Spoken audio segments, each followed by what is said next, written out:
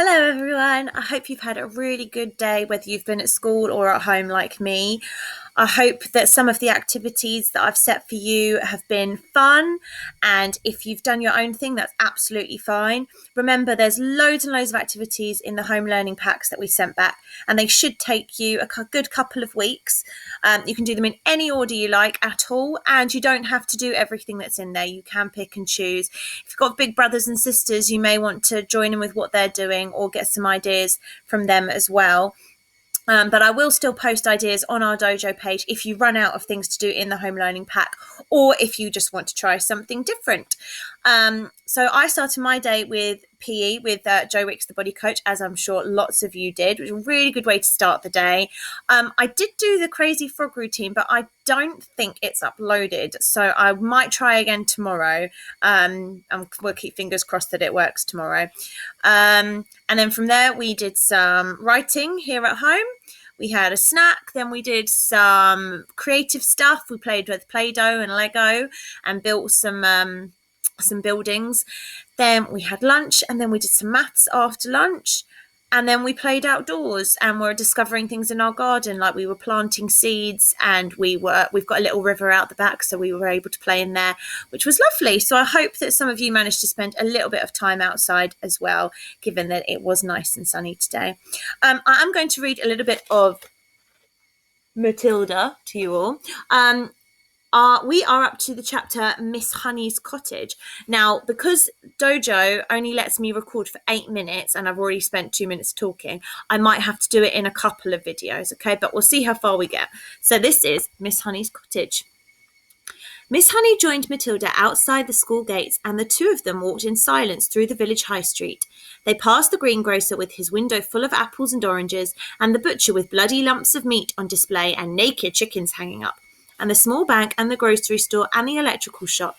And then they came out at the other side of the village onto the narrow country road, where there were no people anymore and very few motor cars. And now that they were alone, Matilda all of a sudden became wildly animated. It seemed as though a valve had burst inside her and a great gush of energy was being released. She trotted beside Miss Honey with little wild hops, and her fingers flew as if she would scatter them to the four winds, and her words went off like fireworks with terrific speed.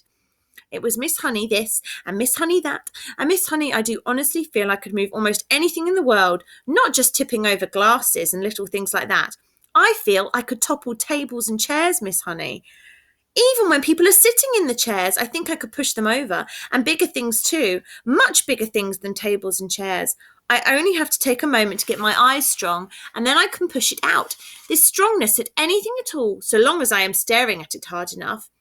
I have to stare at it very hard, Miss Honey, very, very hard. And then I can feel it all happening behind my eyes, and my eyes get hot, just as though they were burning. But I don't mind that in the least. And Miss Honey, calm yourself down, child. Calm yourself down, Miss Honey said. Let us not get ourselves too worked up so early in the proceedings. But you do think it is interesting, don't you, Miss Honey? Oh, it is interesting, all right, Miss Honey said. It is more than interesting, but we must tread very carefully from now on, Matilda.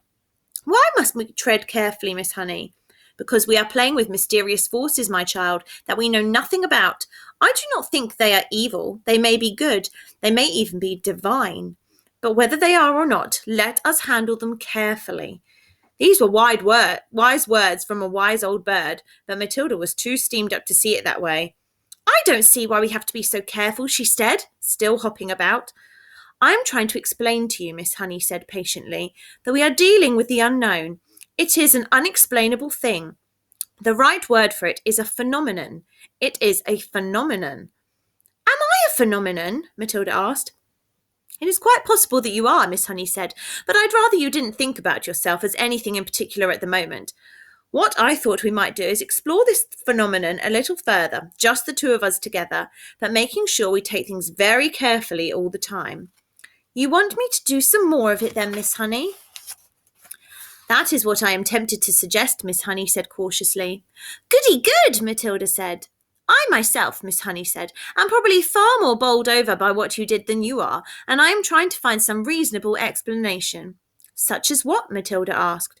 Such as whether or not it's got something to do with the fact that you are quite exceptionally precocious. What exactly does that word mean? Matilda said. A precocious child, Miss Honey said, is one that shows amazing intelligence early on. You are an unbelievably precocious child. Am I really? Matilda asked. Of course you are. You must be aware of that. Look at your reading. Look at your mathematics. I suppose you're right, Matilda said. Miss Honey marvelled at the child's lack of conceit and self-consciousness. I can't help wondering, she said, whether this sudden ability that has come to you of being able to move an object without touching it, whether it might not have something to do with your brain power. You mean there might not be room in my head for all those brains, so something has to push out? That's not quite what I mean, Miss Honey said, smiling. But whatever happens, and I say it again, we must tread carefully from now on. I have not forgotten that strange and distant glimmer on your face after you tipped over the last glass.